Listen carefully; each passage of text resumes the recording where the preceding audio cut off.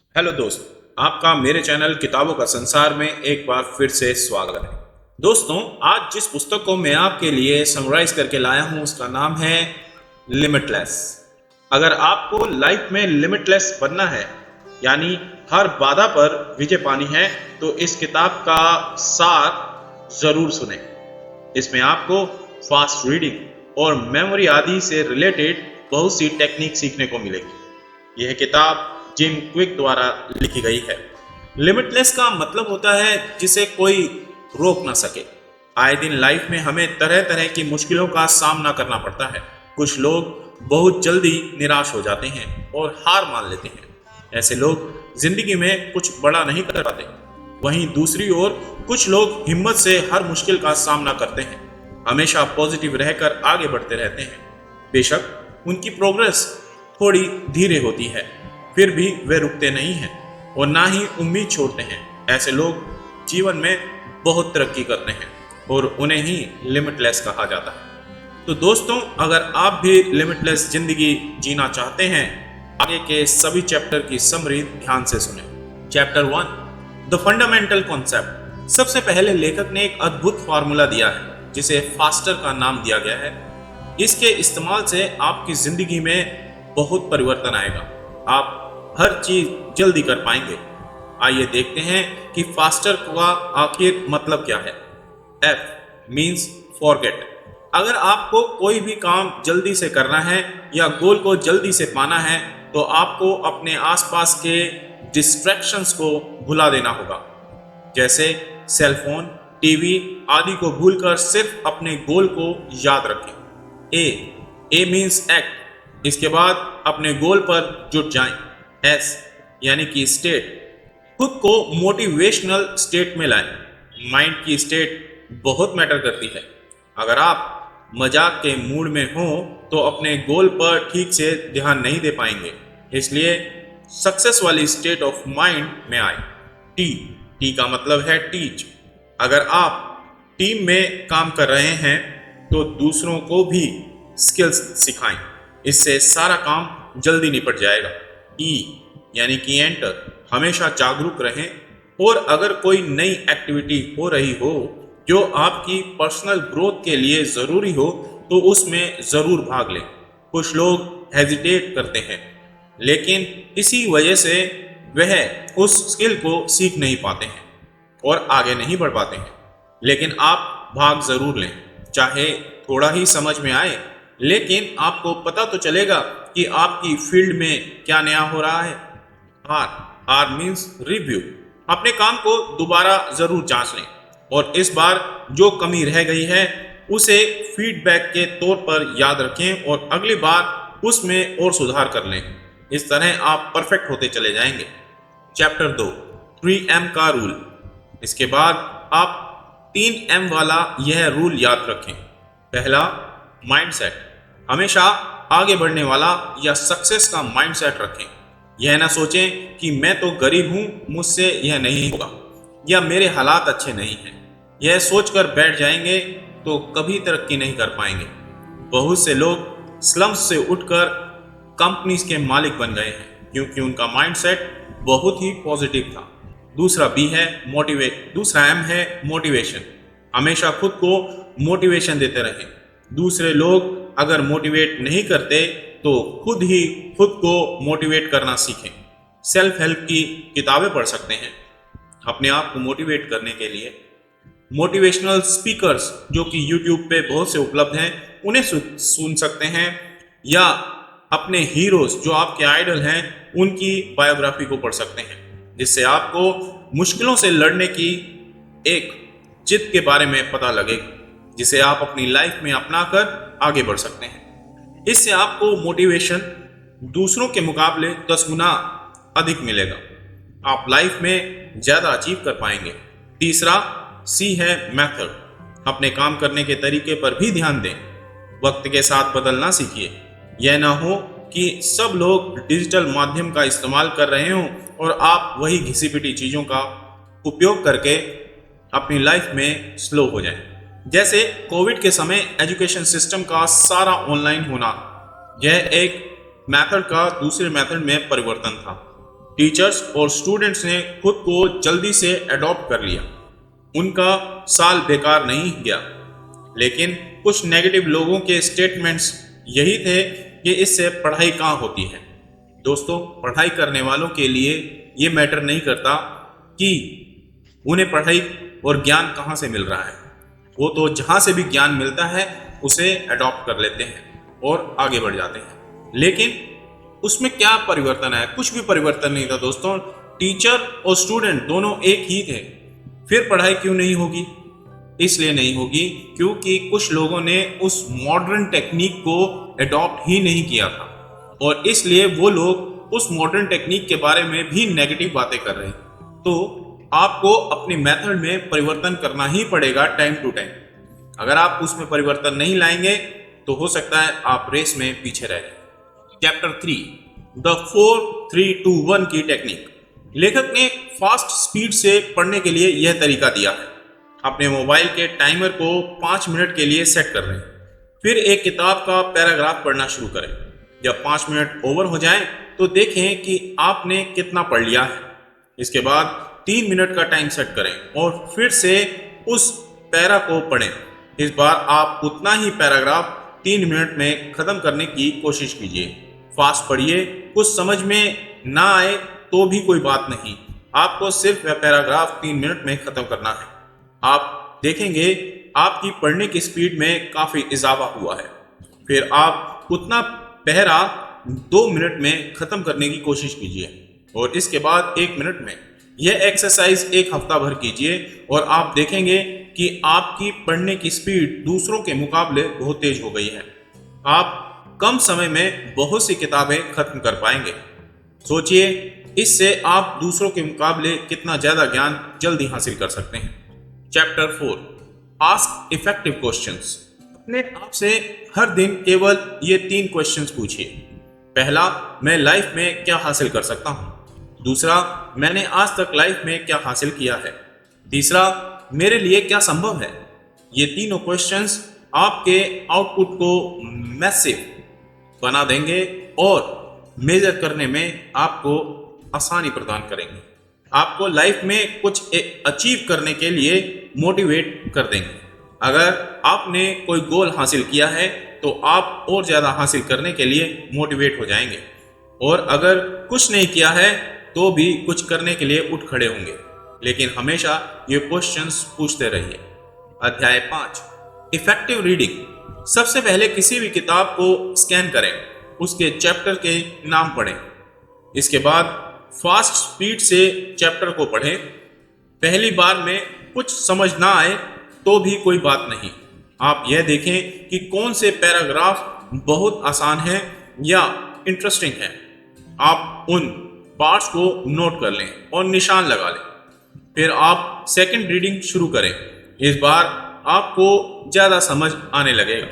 साथ ही आप पॉइंट्स बनाते चले जाएं और की नोट्स को लिख लें। दूसरी बार में आपको 70% किताब समझ में आएगी। अंत में आप किताब को तीसरी बार पढ़ें और मुश्किल पार्ट्स पर ज़्यादा फोकस करें। इस तरह किसी भी किताब को 3 बार पढ़ें। इसके बाद हर हफ्ते बुक के चैप्टर्स को बहुत फास्ट स्कैन करें और रीड करते रहें। इससे किताब आपके दिमाग में छपने लगेगी। अध्याय 6, आंसर दीज क्वेश्चंस। हमेशा गोल को कंप्लीट करने के लिए आप अपने आप से यह क्वेश्चंस पूछें। क्या मुझे अपने गोल से प्यार है? मेरा एनर्जी लेवल क्या है? मेरा एनर्जी लेवल नीचे क्यों जा रहा है? इसके बाद इन प्रश्नों के उत्तर दें।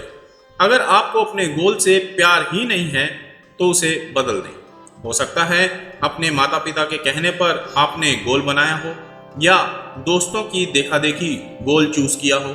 हमारा एनर्जी लेवल हमेशा एक सा नहीं रहता। कई बार फालतू कामों से या बैड हैबिट्स की वजह से एनर्जी लेवल गिर जाता है और हमारा मन गोल से हट जाता है। इसलिए डिस्ट्रैक्शंस और बुरी आदतों को जिंदगी से निकाल फेंकिए। इससे आप हमेशा एनर्जी से भरे रहेंगे और गोल को पाने में आसानी होगी। अध्याय 7, इंप्रूव योर एनवायरनमेंट। एक गोल पर पूरा फोकस लगाने के लिए आपको उचित परिवेश की जरूरत होगी। इसके लिए आप यह 3 तरीके इस्तेमाल में ला सकते हैं। काम के लिए आप एक जगह निर्धारित कर लें, जैसे कोई नॉवेल या ब्लॉग पोस्ट लिखनी हो तो उसके लिए कोई स्पेसिफिक प्लेस निर्धारित कर लें, फिर वहीं बैठकर उस काम को किया करें। दिमाग को शांत रखने के लिए मनपसंद गाने चला सकते हैं। अपने आसपास कोई भी डिस्ट्रैक्शन वाली चीज ना रखें। Chapter 8, avoid regression to improve reading. जब आप कोई चैप्टर पढ़ने लगें तो एक ही पैराग्राफ को फिर से ना पढ़ें।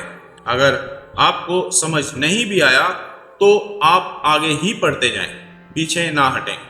आप पहले पूरे चैप्टर को जल्दी से पढ़ डालें, इससे आपका दिमाग चीज़ों को जल्दी कैच करना सीखेगा। अगर एक ही लाइन को बार बार दोहराते रहेंगे तो आपकी स्पीड कम होगी और आप लाइफ में किताबों को फास्ट नहीं पढ़ पाएंगे।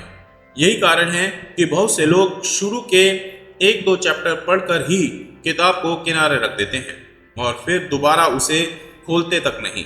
इसलिए आप आगे पढ़ते जाएं। आपका दिमाग मेन आइडिया खुद ही समझ जाता है। कुछ शब्द ना भी समझ में आए तो भी ब्रेन खुद ही अंदाजा लगा लेता है कि क्या लिखा गया है और उसका क्या मतलब है। अध्याय 9, अवॉइड सब वोकलाइजेशन। जब भी आप कुछ पढ़ रहे हों तो जोर जोर से ना पढ़ें और ना ही खुद से विस्पर करें। इससे आपकी पढ़ने की स्पीड कम होती है और आप जल्दी समझ भी नहीं पाते। इसलिए फास्ट पढ़ने और समझने की आदत डालिए और अगर बचपन से बोलकर पढ़ने की आदत है तो उसे बदल डालें। Avoid word by word reading. अध्याय 10, पढ़ते समय बार बार एक ही शब्द को ना पढ़ें बल्कि पूरा पैराग्राफ पढ़ें और पूरे पैराग्राफ का मीनिंग समझने की कोशिश करें। एक मानसिक चित्र बना लें, उस पैराग्राफ में आखिर क्या दिया गया है। ऐसे ही पॉइंट वाइज नोट्स बना लें। अध्याय 11, स्पेंड 20 मिनट्स ऑन रीडिंग। हर दिन कम से कम 20 मिनट तक ऐसी किताब पढ़ें जो आपने पहले कभी नहीं पढ़ी हो। इससे आपके ब्रेन की अच्छी एक्सरसाइज हो जाती है। बहुत से इंडियंस लाइफ में किताब ही नहीं पढ़ते हैं, उन्हें क्या नया ज्ञान मिलेगा। लेकिन यूरोप के लोगों के हाथ में आपको हमेशा एक किताब दिखती है। तो आप भी यह आदत डालिए और नहीं और तो आप अच्छी किताबों की समरी यूट्यूब पर आकर तो सुन ही सकते हैं। अगर दोस्तों आप अभी तक मेरे साथ इस समरी में बने हुए हैं तो कृपया मेरे चैनल को सब्सक्राइब करें और बेल आइकन जरूर प्रेस कर दें ताकि समय पर आपको मेरी आने वाली वीडियोस का, मेरे आने वाली बुक समरीज का नोटिफिकेशन मिल सके। आपने देखा होगा कि इन्हें पढ़ते ही आप मोटिवेट फील करेंगे। इसलिए डेली रीडिंग का एक नियम बना लें और उसको जीवन भर बनाए रखें, कभी नहीं छोड़ें, ताकि आप बुक्स से मिलने वाली नॉलेज को अच्छे से ग्रैब कर सकें और लाइफ में आने वाली चुनौतियों का सामना अच्छे से कर सकें। अध्याय 12, इंप्रूव मेमोरी इन 10 स्टेप्स। दोस्तों ये चैप्टर इस बुक का सबसे इंपॉर्टेंट चैप्टर है। जैसे जैसे हमारी उम्र बढ़ती जाती है हम अपनी याददाश्त भूलते जाते हैं, लेकिन अगर आप इन स्टेप्स को मेमोराइज कर लें और इसके हिसाब से चलें तो आपको जीवन भर फायदा होता रहेगा। पहला स्टेप, अच्छी संतुलित भोजन प्रणाली अपनाएं। ज़्यादा बादाम, काजू, अखरोट और मछली खाएं। यह आपके दिमाग को तेज करेगी और आपको हेल्प करेगी चीज़ें याद रखने में। कभी भी नेगेटिव विचार मन में ना लाएं। जिंदगी को लेकर कंप्लेन ना करें। तीसरा, हर दिन 10 से 15 मिनट तक एक्सरसाइज जरूर करें।